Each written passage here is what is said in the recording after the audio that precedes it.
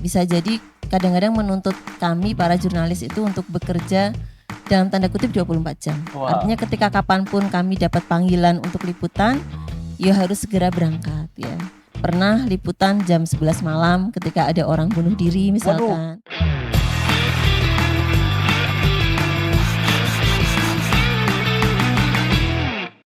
Bismillahirrahmanirrahim. Assalamualaikum warahmatullahi wabarakatuh. Jumpa lagi dalam Human Talk, Humanity, Aksi, dan Kolaborasi. Sebuah podcast dari Solo Peduli hadir untuk sahabat peduli dimanapun berada. Gimana kabarnya hari ini? Episode kali ini kita spesial nih. Para pemirsa dimanapun berada, ada yang tahu? Tidak asing ya, bagi sahabat peduli dimanapun berada, ada majalah yang saya pegang kali ini adalah majalah Hadilah, sahabat keluarga menuju takwa. Dan kita pada kesempatan episode kali ini kita akan membahas tentang apa sih majalah Hadilah ini, kemudian bagaimana sejarahnya, dan kemudian bagaimana sih ini kok bisa kemudian menjadi gift-nya di Solo Peduli, begitu ya. Kita sudah hadirkan selaku pimpinan redaksinya dari majalah Hadilah, dan beliau juga merupakan dari bendahara Yayasan Solo Peduli Umat, Ibu Eni Widyastuti. Assalamualaikum, Ibu. Waalaikumsalam warahmatullahi wabarakatuh, Mas Kabar Iman. sehat, Ibu? Alhamdulillah Alhamdulillah sehat. sehat. Bu, Bu Eni ya, Bu Eni. Nanti kita barangkali belum banyak yang kenal begitu ya, atau barangkali para pemirsa juga sudah ada yang kenal, tapi lebih afdalnya nanti kami persilakan Bu Eni untuk bisa perkenalan terlebih dahulu. Kami persilakan, monggo. Baik sahabat, perkenalkan nama saya Eni Widyastuti. Saat ini mendapat amanah sebagai pemimpin redaksi majalah Hadilah, sekaligus sebagai bendahara Yayasan Solo Peduli. Kalau asalnya dari mana, Ibu? Aslinya dari Kebumen, cuman sejak 2001 sudah tinggal di Solo. Karena kebetulan kuliah di Solo, setelah itu bekerja, menikah, dan tinggal di Solo sampai sekarang. Masya Allah. Dari Kebumen, ngapak-ngapak berarti, Ibu ya? Betul sekali ya, yang mau bicara ngapak saya siap. Wah, saya nggak siap ini. Ya, Ibu, ini di Solo Peduli berarti 2000 berapa? Berarti dari tahun berapa? 2000 berapa? Kalau sebagai bendahara Solo Peduli itu tahun 2014. 2014. Ya, tapi sebenarnya mengenal Solo Peduli dan teman-teman itu sejak lama. Karena dulu kan kantornya Solo Peduli di Solo Pos. Kebetulan saya bekerja di Solo Pos. Jadi sebenarnya sudah sering berinteraksi gitu ya. Ketika awal-awal dulu mau pembentukan majalah Hadilah juga saya sempat dijawil oleh beliau pembina Solo Peduli, Bapak Supomo, untuk ikut bantu-bantu di awal dulu gitu. Tapi mulai menjadi bendahara tahun 2014. Kemudian bergabung bekerja di sini tahun 2016. Siap. Berarti interaksi tentang ke Solo Peduli sudah lumayan lama begitu kan. Betul. Kemudian mulai jadi masuk semuanya totally 2016. Betul. Bisa diceritakan, Ibu, ini kan Solo Peduli alhamdulillah di tahun 2024 ini insya Allah menginjak usia 25 tahun, dan para pemirsa, sahabat peduli semuanya tidak asing dengan majalah Hadilah. Nah, bisa diceritakan ini awal mulanya dulu itu ada majalah ini tuh seperti apa sih, Bu? Kenapa kemudian dihadirkan majalah ini begitu?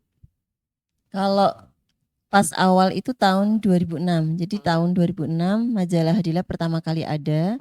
Memang waktu itu sudah diniatkan sebagai gift bagi para donatur Solo Peduli. Gitu. Terus kalau dulu perkembangannya majalah ini seperti apa, Ibu? Saya tuh dulu kalau nggak salah pernah melihat Hadilah yang posisinya gede banget gitu. Ada terus akhirnya sebentuk seperti ini begitu. Iya. Di awal-awal memang dulu ukurannya lebih besar gitu ya, dan isinya tidak selengkap yang sekarang. Ukurannya lebih besar tapi lebih tipis. Ya. Kemudian dirubah sampai kemudian ada majalah Hadilah yang seperti sekarang. Termasuk ada turunan-turunan dari majalah Hadilah itu awalnya sisipan di majalah Hadilah, kemudian kita keluarkan sebagai majalah tersendiri. Sehingga ada majalah Cilukba, kemudian majalah Cilukba Junior yang alhamdulillah masih eksis sampai sekarang.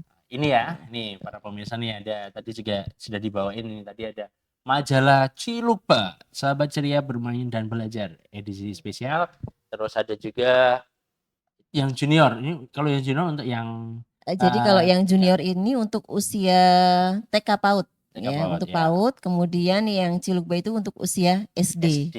gitu. Siap. Oke. Kalau Hadila untuk keluarga. Jadi Untuk kita keluarga. pengen memberikan majalah yang lengkap untuk seluruh anggota keluarga.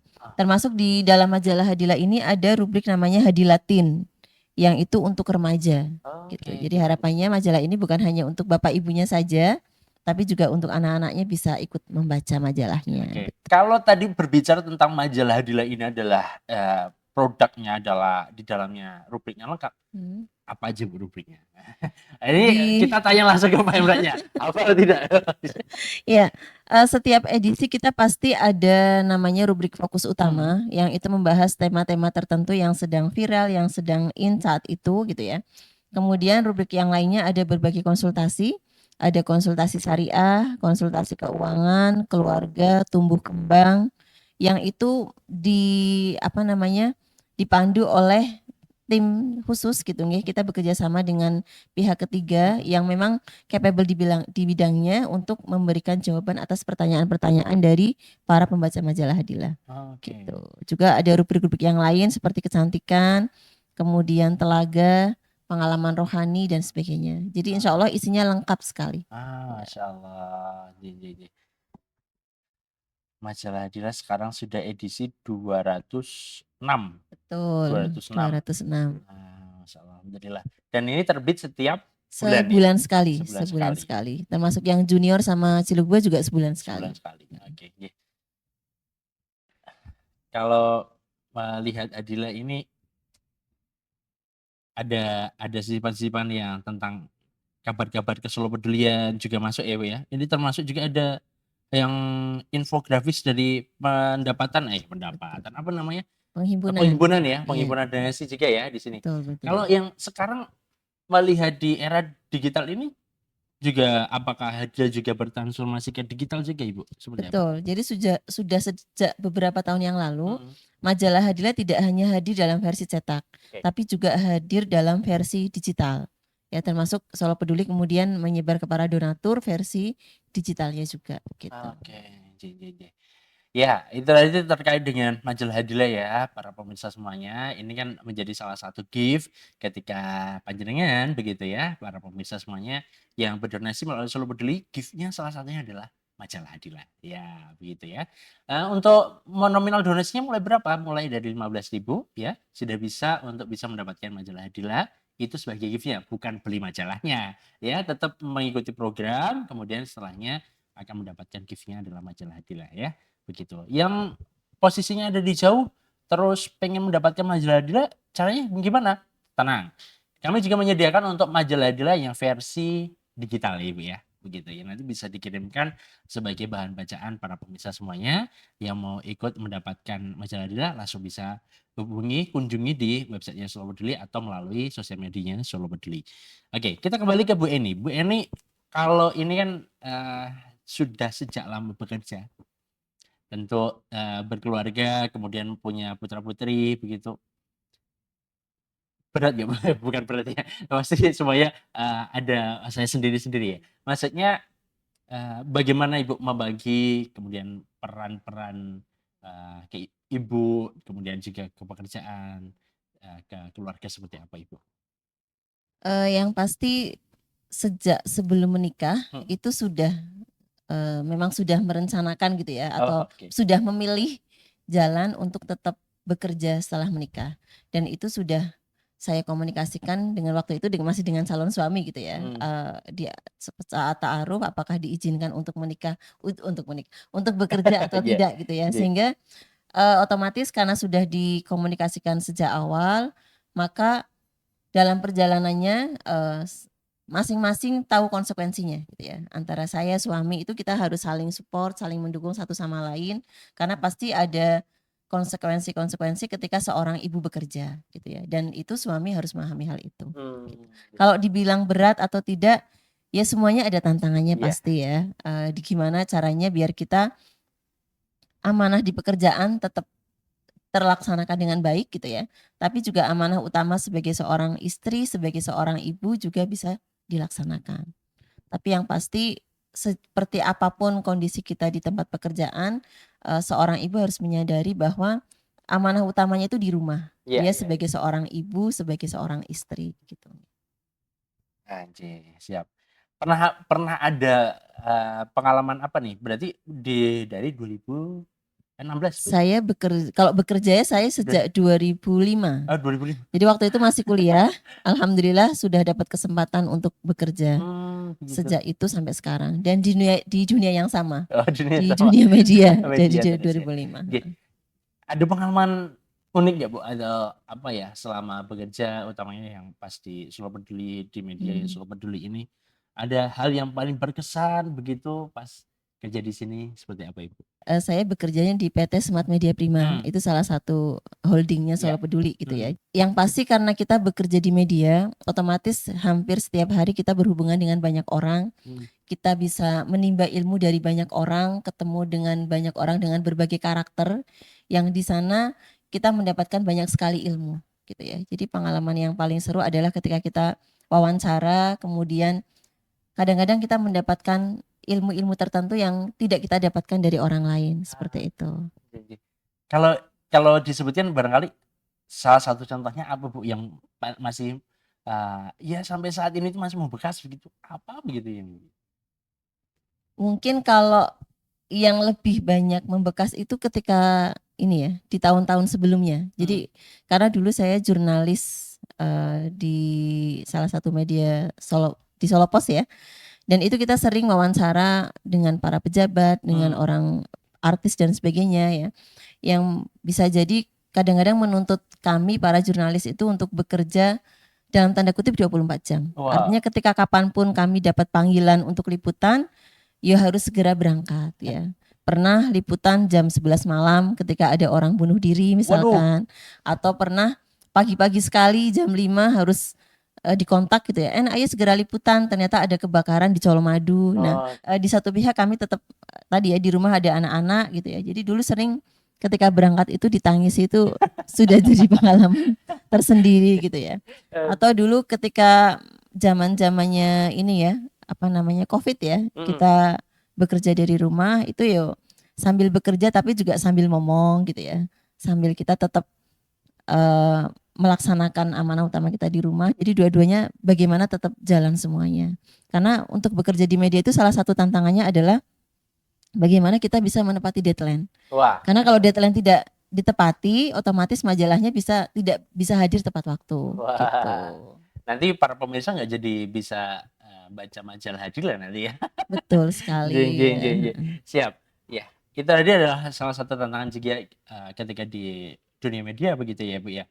Nah, harus ya kalau kemarin misalkan ada kebakaran nih dekat sini, gimana pokoknya cepet-cepetan langsung bisa datang gitu. Kalau dulu almarhum Pak Mul itu pernah nyampaikan ya, kalau saya waktu dulu di bagian foto ya begitu ya. Ya foto sing paling apik ki sing kepiye to Nang gitu. Ya yang saat itu kejadian yo kowe kudu ning kono begitu. Iya, gitu. Waktu dulu beliau menggambarkan kalau ada kebakaran ya foto yang paling bagus kebakaran itu apa? Ya nek gedungnya misalkan kebakaran gedung ya itu begitu ya.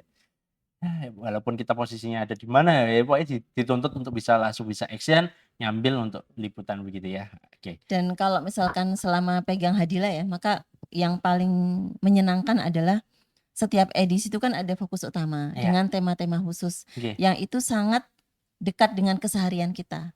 Sehingga kita itu di media itu seperti orang yang selalu diguyur dengan ilmu gitu ya. Setiap hari belajar tentang satu hal baru dengan narasumber-narasumber dari seluruh Indonesia yang banyak sekali ilmu yang kita dapatkan. Wah, gitu. masyaallah. Mungkin kalau paling berkesan di majalah Hadila itu. Iya. Ini lagi di bagian majalah Hadila ya karena narasumbernya ini ya apa sih sebetulnya Termasuk kontributornya itu kan dari berbagai disiplin ilmu sehingga ya sambil kita baca ngoreksi itu sambil kita terus belajar, sambil kita dapat ilmu baru terus seperti itu. Yang paling menyenangkan itu. Iya, seperti belajar gratis dan juga dibayar ya Bu ya. Betul sekali. Masyaallah, alhamdulillah ya begitu. Para pemirsa sudah dapat manfaat apa dari majalah Hadila ya? Yang barangkali mau nulis apa ya tadi apa namanya konsultasi begitu, Heeh, ada di kolomnya juga ya, Bu, ya? ada. Kalau yang dari pemirsa itu ada pengalaman rohani, yang Pengalaman itu bisa rohani. dikirim dan ada fee-nya khusus gitu untuk Wah, yang bisa dimuat jeng gitu. jeng jeng jeng. Tuh, ada kesempatan untuk para pemirsa yang mau mengirimkan juga tulisan-tulisannya ya, Ibu, ya. Tadi ada rubrik pengalaman rohani, kemudian ada pertanyaan Ada juga. pertanyaan bisa Pertanyaan. disampaikan, entah Hmm. terkait syariah, kesehatan, keuangan, atau kemudian tumbuh kembang anak, ya ada masalah dengan pasangan, Wah, ya. ini. Insya Iya. Allah semua kerahasiaannya terjaga, Wah, jadi tidak jeng perlu jeng. khawatir ya, Ah, nanti nggih bisa nggih. kita samarkan Nggih nggih namanya. nggih, siap. Oh, barangkali konsultasi keluarga nanti ditulis Mister X gitu ya. Atau Mrs. siapa begitu. Nggih nggih, siap. Ada kesempatan bagus ya untuk para pemirsa semuanya yang mau berkontribusi juga di bagian majalah Dila, kami persilahkan. Atau barangkali para pemirsa ada pengalaman apa terkait dengan majalah Dila, ya silahkan tulis juga di kolom komentar ya. Nanti kita coba bacakan, kita sampaikan juga kepada pemretnya. Barangkali akan bisa diangkat jadi di tulisan di majalah Dila begitu ya, Bu, ya. Ibu, kalau saat ini melihat apa ya, banyak sekali eee, yang putri begitu juga ikut bekerja. Ada pesan khusus Ibu untuk para wanita yang juga bekerja saat ini? Eee, Intinya kembali ke motivasi atau apa sih niatan kita bekerja gitu ya. Jadi ketika kita punya motivasi yang baik ya, niatan kita bekerja dalam rangka ibadah untuk kemudian juga mengembangkan potensi kita dan sebagainya, maka tidak masalah seorang perempuan yang sudah berkeluarga tetap bekerja, tapi yang pasti itu harus seizin suami. Karena kalau tidak ada izin suami, ya kita tidak akan bisa berkiprah di luar. Gitu ya. Itu yang utama itu. Dan yang kedua, setiap fase itu pasti ada tantangannya, gitu ya. Ada masa-masanya dulu mungkin ketika anak-anak saya masih kecil, sering ditangisi dan sebagainya gitu ya. Yang penting komunikasi dengan suami tetap terjalin, keduanya tetap saling support ya satu sama lain, sehingga dua amanah itu bisa terlaksana dengan baik gitu ya. Dan yang pasti tadi ya selalu meluruskan niatan semuanya dalam rangka ibadah. Insya Allah kalau niatan itu sudah senantiasa ada dalam diri kita mau dapat tantangan seperti apapun kita bisa melewati itu. Gitu. Oke, masya Allah. Luruskan niat, kemudian tapi tetap ada ridho, barangkali ya sudah bersuami begitu ya, ridho suami. Kemudian ya tadi tetap ada harus ada konsekuensinya yang semuanya kita bisa ya tolerir lah semuanya gitu. Bu, spesial di majalah Hadila edisi ini ada Jangan Takut Merdeka edisi Agustus 2024. Ada yang menarik apa Ibu dari majalah yang ini, Bu, edisi ini? Iya, jadi edisi ini kemarin latar belakangnya kita melihat data dari BPS gitu ya, bahwa ternyata angka pernikahan itu cenderung turun kalau yang usia-usia nikah. Oh, malah Tapi justru turun ya? di satu pihak angka pernikahan usia dini itu naik gitu ya. Waduh. Nah, di situ kita bahas lebih dalam gitu ya, kenapa hal itu bisa terjadi. Intinya kita ingin memotivasi kalau yang sudah usia-usia nikah tidak perlu takut menikah ya. Insya Allah di sana ada banyak sekali keberkahan. Di sana kita punya peluang untuk mendapatkan pahala yang luar biasa dengan menikah ya. Dikatakan menikah itu ibadah terlama sepanjang hidup kita ya dengan pasangan kita. Maka kenapa kita harus takut menikah gitu ya, seperti itu. Apalagi takut takut finansialnya begitu ya. Nah, kalau yang tadi belum menyimak terkait dengan finansial, kita juga sudah siapkan edisi episode spesial yang membahas tentang finansial ya. Jangan lupa untuk tonton terus dari Human Talk, Humanity Aksi dan Kolaborasi, sebuah podcast dari Slow Peduli tayang setiap hari Jumat pukul 7 malam ya. Kita siapkan edisi-edisi episode-episode yang luar biasa insya Allah dengan para narasumber-narasumber yang sudah kompeten. Insya Allah begitu. Nah, para pemirsa semuanya demikian untuk kita pembahasan kita dengan Bu Eni selaku pimpinan redaksi, betul Ibu ya, pimpinan redaksi dari Majalah Adila. Tadi sudah di-spill juga ya. Ada edisi khusus ada di bulan Agustus ini adalah tentang Jangan Takut Menikah. Dan kemudian yang terakhir Ibu, ini menuju yang sesi akhir, ada pesan khusus ini menuju 25 tahun Slow Peduli ya selaku bendahara begitu. Ada pesan khusus untuk Slow Peduli begitu dan juga untuk para sahabat peduli semuanya, Maya di tahun ini insya Allah akan menuju 25 tahun Solo Peduli begitu.